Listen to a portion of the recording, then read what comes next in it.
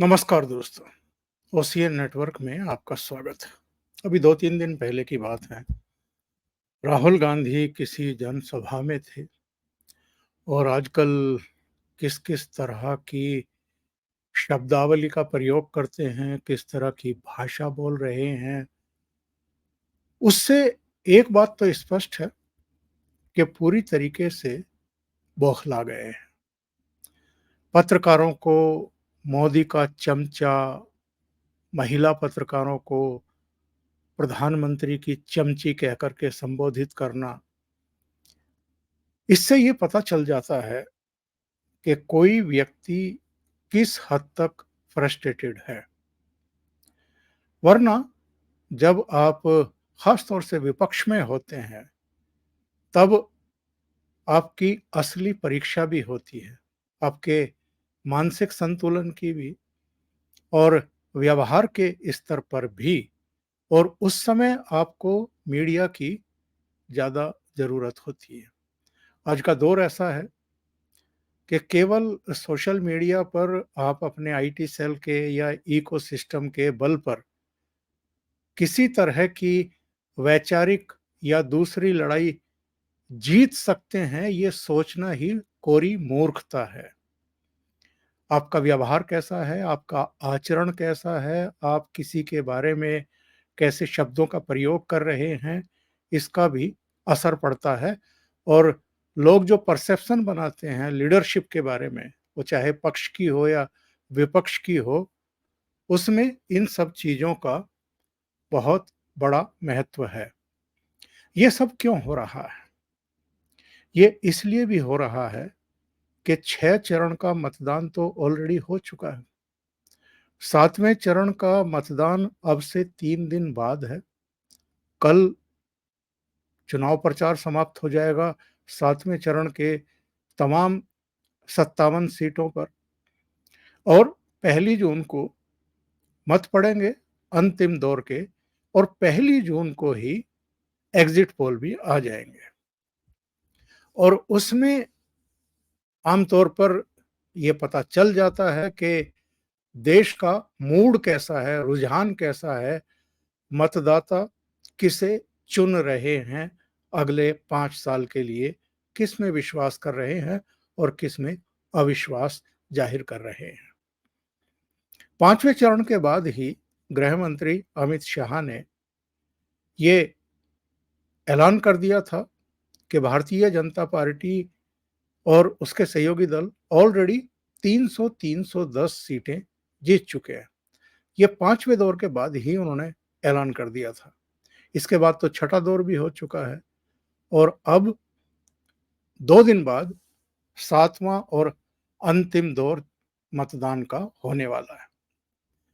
तो ऐसे में जबकि चाहे इनके आजकल सलाहकार बने हुए और इनकी परिक्रमा करने वाले योगेंद्र यादव हों, चाहे प्रशांत किशोर हों, या आपके जो राजदीप सरदेसाई हों, ये सब इनके आप हाल के बयान उठा करके देखिए, या प्रदीप गुप्ता हों, इन सब के बयान ये कहते हैं कि नरेंद्र मोदी की वापसी हो रही है, भारतीय जनता पार्टी की वापसी हो रही है। इनमें से अधिकांश ने कहा है, एक को छोड़ करके, दो को छोड़ करके, यानी प्रदीप गुप्ता और प्रशांत किशोर ने तो कहा है कि इन्हें कोई बदलाव देखने को नहीं मिल रहा है, बल्कि भारतीय जनता पार्टी 300 क्रॉस कर रही है इस बार भी।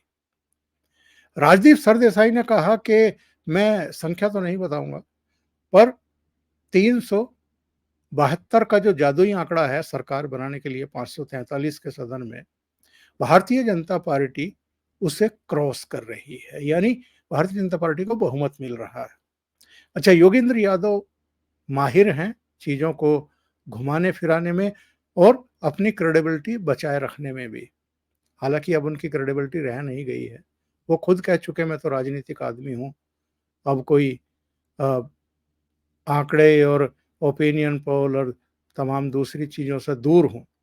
फिर भी वो बाज नहीं आते हैं और हर बार वो ऐसे आंकड़े लेकर के आते हैं। शुरू में तो भारतीय जनता पार्टी को सिरे से नकारते हैं और हराते हैं, और जैसे-जैसे चरण आगे बढ़ते जाते हैं, वैसे-वैसे उनको एहसास होता है कि अब तो थोड़ा-सा हकीकत के करीब पहुँचा जाए। तो उन्होंने कहा कि साहब, भारतीय जनता पार्टी 240 से 260 सीटें जीत सकती है और एनडीए को 35 से 45 सीटें मिल सकती है। यानी पूर्ण बहुमत भारतीय जनता पार्टी को मिलने जा रहा है। बहुत प्रशस्ति करने वाले राहुल गांधी और कांग्रेस की, वो कह रहे हैं कि कांग्रेस 85 से 100 सीटों तक पहुंचेगी और इंडिया अलायंस जो है, इंडिया अलायंस 120 से 135 तक पहुंचेगा। लेकिन पीके यानी प्रशांत किशोर ने यह कहा है कि बीजेपी की सत्ता में वापसी हो रही है क्योंकि पीएम मोदी के खिलाफ कहीं गुस्सा नहीं है। पश्चिमी उत्तर प्रदेश में भी बीजेपी को नुकसान होता नहीं दिखाई दे रहा है। ये उनका साफ तौर पर कहना है। आगे बढ़ने से पहले एक निवेदन, आपको अगर ये वीडियो पसंद आ रही है तो आप लाइक बटन जरूर दबाएं, वीडियो को अपने मित्रों को फॉरवर्ड जरूर करें, और जो मित्र कंट्रीब्यूट करना चाहते हैं चैनल को, उनके लिए स्क्रीन पर ये क्यूआर कोड है, तो वो कंट्रीब्यूट भी कर सकते हैं। आगे बढ़ते हैं। भाव तौर से कर से अभी एक दिन पहले मेरी बातचीत हो रही थी और उन्होंने 2014 का 2019 का संदर्भ देते हुए ये बताया कि किस तरह से प्रधानमंत्री नरेंद्र मोदी के पक्ष में पूरा वातावरण है। सबसे पहले तो उन्होंने अमित शाह की ही चर्चा की। आइए सुन लेते हैं कि भाऊ ने कहा क्या था, इसके बाद कार्यक्रम को आगे बढ़ाते हैं। इंटरव्यू दिया था, वहां बोल गए थे कि हमने तो मेजोरिटी पार कर ली है। तो ये बात साफ है और मैं मानता हूं कि ये लोग आंकड़ों पर बोल रहे हैं और आंकड़ों का मतलब अंदाज नहीं है।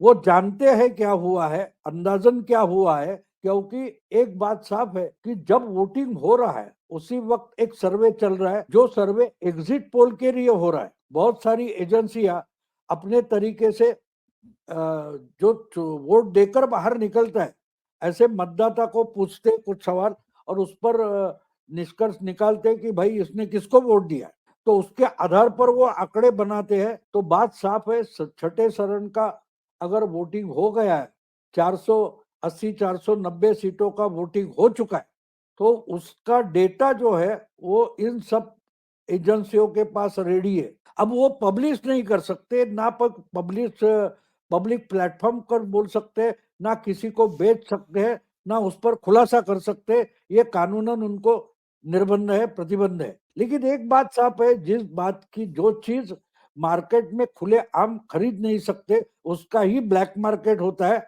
दुगनी चौगुनी कीमत मिल जाती है। तो एजेंसियां जिनके पास छठे चरण का एग्जिट पोल रेडी है, वो नहीं बेचेंगे ऐसा लगता है आपको?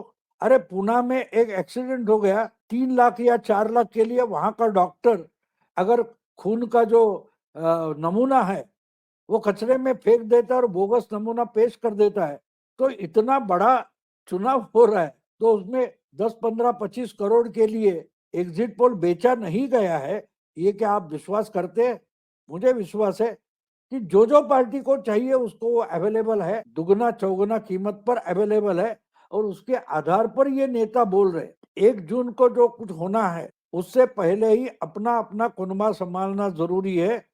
क्योंकि 1 तारीख को शाम को जब एग्जिट पोल सामने आ जाएगी, एग्जिट पोल और ओपिनियन पोल में फर्क होता है। ओपिनियन पोल हमेशा पक्के गलत हो सकते हैं, लेकिन एग्जिट पोल में 1 2 पोल तो कम से कम बिल्कुल डॉट टू डॉट होते हैं और उसमें पिक्चर क्लियर होना शुरू हो जाता है, जो मतगणना के दिन पूरा का पूरा क्लियर हो जाता है। लेकिन एग्जिट पोल ने जनता का झुकाव किस तरफ है इसका पहला सिग्नल एग्जिट पोल में मिल जाता है। यानी 1 जून को तो हमें स्पष्ट रूप से पता चल जाएगा कि सरकार किसकी बनने जा रही है, और ये भी पता लग जाएगा कि जो प्रधानमंत्री नरेंद्र मोदी और गृह मंत्री अमित शाह ने बार-बार दोहराया है कि अकेले भारतीय जनता पार्टी को 370 सीटें मिल सकती हैं और एनडीए को मिलाकर के ये 400 पार जा सकती है। तो ये भी पता लग जाएगा 1 जून को कि 360 के 370 के करीब भारतीय जनता पार्टी पहुंच रही है और क्या एनडीए वाकई 400 पार करने जा रहा है। भाव तोरसेकर ने अपनी इस बातचीत में वो योगेंद्र यादव वाला प्रकरण भी कोट किया है। ना केवल योगेंद्र यादव वाला बल्कि प्रशांत किशोर का भी उन्होंने चर्चा किया है। 24 चैनल पर योगेंद्र यादव और यशवंत देशमुख इकट्ठा थे और उस दरमियान अपने क्या बोलते हैं योगेंद्र यादव ने अपना आंकड़ा दिया है 240 से लेकर 260 तक बीजेपी आएगी। ये क्या बोल रहे हैं 240 से लेकर 260 तक बीजेपी आएगी, यानी 72 के लिए सिर्फ 12 सीटें कम हो सकती है। ये अनुमान किसका है? ये अनुमान योगेंद्र यादव का है। अब ये हमेशा और डिक्लेयर्ड ओपनली एंटी बीजेपी है, मोदी को दुश्मन मानते हैं। तो ये जब 260 बोलते हैं तो उसमें कम से कम 25-40 30-35 या 30-40-50 तक सीटें बढ़ानी है। अब उसमें मैक्सिमम अगर वो 260 बोल रहे हैं उसमें 40 मिला दो तो 300 हो गए, समझे आप? बिल्कुल। अगर वो कम से कम 240 बोल रहे उसमें 30 मिला दो तो 270 हो गए, आ गई मेजोरिटी। तो ये खिलाफ यानी पब्लिकली डिक्लेयर्ड है कि ये मोदी को हारता हुआ देखना चाहते, उसके बाद पटाखे उड़ाना चाहते, लड्डू बांटना चाहते। वो अगर 250 के आगे बीजेपी को लेके जा रहे हैं तो एग्जिट पोल क्या होने वाला है ये आप समझ सकते हो। प्रशांत किशोर ने बोल दिया कि बहुत बड़ा उलटफेर होते हुए मुझे दिखाई नहीं दे रहा है। पंजाब, बंगाल और तमिलनाडु में बड़ा उलटफेर होगा, मतलब साफ है बीजेपी को जहां उसका प्रभाव क्षेत्र है कोई नुकसान होते हुए नहीं दिखाई। तीसरे जिनके जो सिर्फ एग्जिट पोल करते हैं और बहुत सारे एग्जिट पोल सही निकले हैं, ऐसे एक्सिस वाई इंडिया के प्रदीप गुप्ता भी बोलते मुझे कोई बड़ा उलटफेर होता नहीं दिखाई दे रहा है। मतलब बीजेपी 300 पार तो हो रही है। और अगर ये जो खिलाफ जाने वाले लोग हैं, खूब राजदीप सरदेसाई ने बोल लिया कि डन डील है, बीजेपी आ रही है, हैट्रिक हो रही है, तो और क्या चाहिए आपको? और क्या चाहिए? हाँ, बस उस पर मुहर लगना जरूरी है काउंटिंग का। तो 3-4 महीनों से जो 200, 180, 220 पर लटके हुए थे वो आहिस्ता आहिस्ता करके 300 तक आ रहे।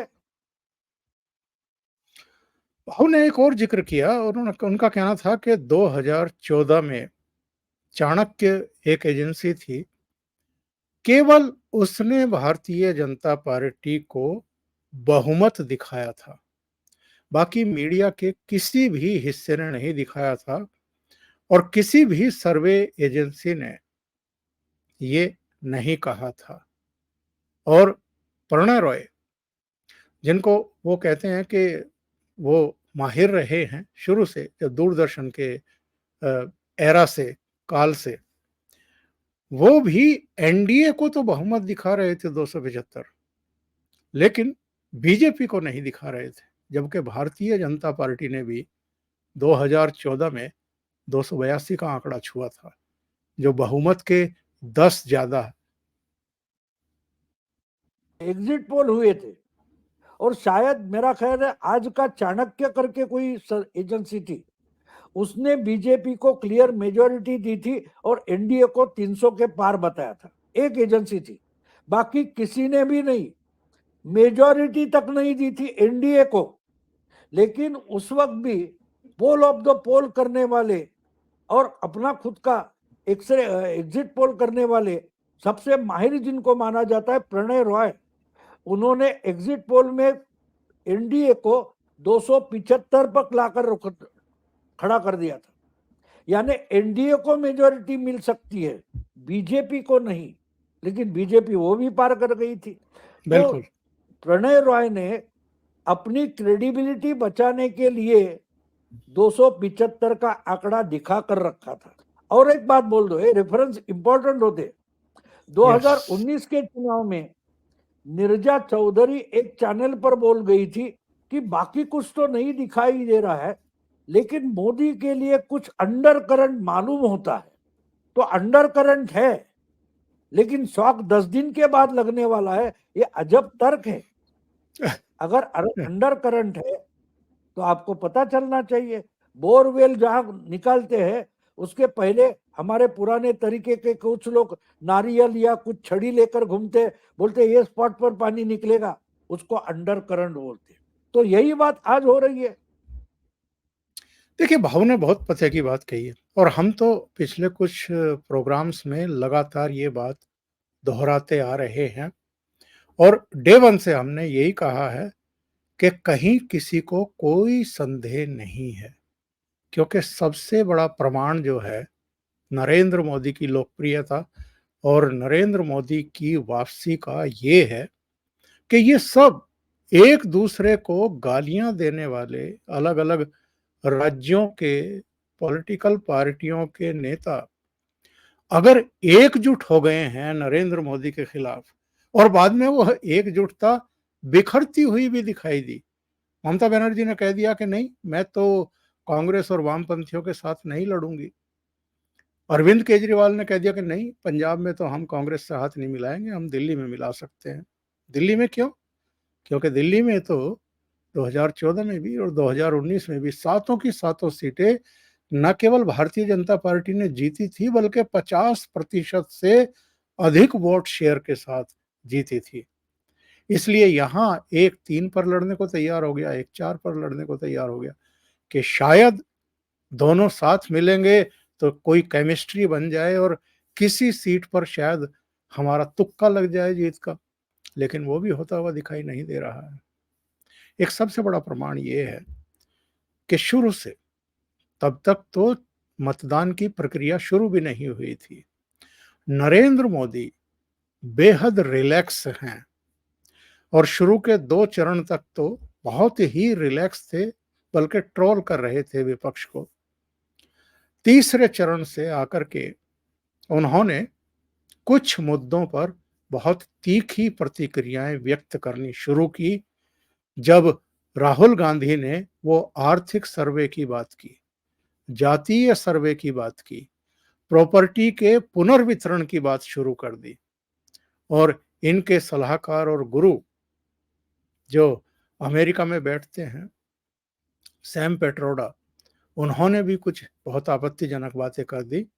और उसके बाद जिस तरीके से अखिलेश यादव, तेजस्वी, राहुल गांधी एक गलत भाषावली के प्रयोग पर उतर आए और जिस तरीके से उन्होंने अपीजमेंट की पॉलिटिक्स शुरू कर दी, उसके बाद से फिर नरेंद्र मोदी की आक्रामकता देखने को मिली और उन्होंने इनको एक्सपोज करना शुरू किया। एक तरफ हम राहुल गांधी को देख रहे हैं जो लगभग बौखला गए हैं और वो कहते हैं ना कि होशो हवास खो देना, संतुलन खो देना और एक तरीके से गाली गलौज की भाषा पर उतर आए। मीडिया के लोगों को भी चमचा अगर चमची आप कह रहे हैं, इसका मतलब ये है कि आपका संतुलन डिग गया है, टूट गया है। और ये किस लिए हुआ है?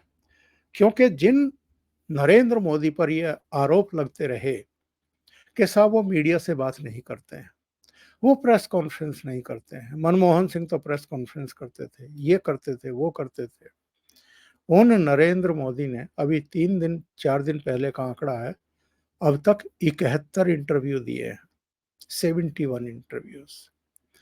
और अलग अलग भाषा के चैनलों को, अखबारों को, यहाँ तक के यूट्यूबर्स को भी उन्होंने इंटरव्यू दिए हैं। और राहुल गांधी ने कितने दिए हैं? 0, एक भी नहीं दिया। इनकी बहन ने भी सिर्फ राजदीप सरदेसाई से बात की है और किसी से बात नहीं की है। तो आप इससे अंदाजा लगाइए इनकी परेशानी की, इनके अलग-थलग पड़ने की, इनके हताश और निराश होने की। और दूसरी तरफ प्रधानमंत्री हैं जो दहाड़ रहे हैं और जब सरकार बनेगी तीसरी बार की, उसके बाद क्या होगा ये भी बता रहे हैं। ये इंडी गठबंधन वाले गौर भ्रष्टाचारी भी है। ये वो लोग हैं जिनके पास से नोटों के पहाड़ निकल रहे हैं। ये लोग रंगे हाथ पकड़े जा रहे हैं।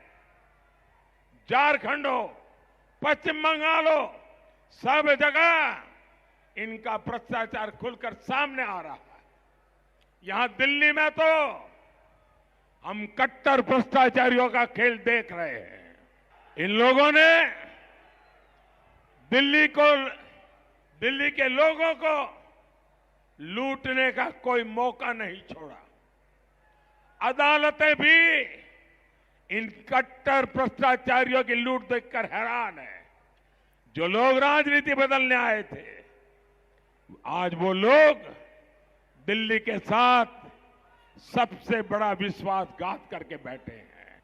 जो लोग अदालत के एक निर्णय को लेकर के नाच रहे थे, कल के अदालत के निर्णय को देखो, पता चल जाएगा इनका चरित्र क्या है। साथियों, ये इंडी वाले गरीब और मध्यम वर्ग की संपत्ति का एक्सरे करना चाहते हैं। इसलिए मैं भी दिल्ली से पूरे देश को एक गारंटी दे रहा हूं, मोदी पिछले 10 साल मैंने जो किया है उससे भी ज्यादा ताकत से, बिना डरे हुए, बिना थके हुए, बिना दबाव में आए 10 साल में जो किया है उससे ज्यादा। और मैं छिपाता नहीं हूं, इन भ्रष्टाचारियों की संपत्ति का एक्सरे अब मोदी करेगा। शराब घोटाले की कमाई हो या फिर नेशनल हेराल्ड घोटाला हो, भ्रष्टाचारियों से पाई पाई वसूली जाएगी। जिसने लूटा है उसे लौटाना ही पड़ेगा। और ये जो लुटेरे हैं ना, उनका जिंदगी जेल में जाना तय है दोस्तों। ये मोदी की गारंटी है। ये जो लुटेरे हैं, इनकी जिंदगी जेल में ही बीतना जाना तय है। ये मोदी की गारंटी है। अभी के लिए इतना ही। बहुत बहुत धन्यवाद। अगर आपको ये चैनल और इसके कंटेंट पसंद आ रहे हैं तो लाइक करें, कमेंट करें, वीडियो को शेयर भी करें। अभी तक अगर आपने ये चैनल सब्सक्राइब नहीं किया है, पहली बार आए हैं या दूसरी बार देख रहे हैं, तो सब्सक्राइब का बटन जरूर दबाएं, यानी सब्सक्राइब जरूर कर लें। जो ज्वाइन करना चाहते हैं उनके लिए ज्वाइन बटन भी है, और जो कंट्रीब्यूट करना चाहते हैं उनके लिए क्यूआर कोड भी है, तो आप क्यूआर कोड पर जाकर के कंट्रीब्यूट भी कर सकते हैं। अभी के लिए इतना ही। बहुत बहुत धन्यवाद। नमस्कार।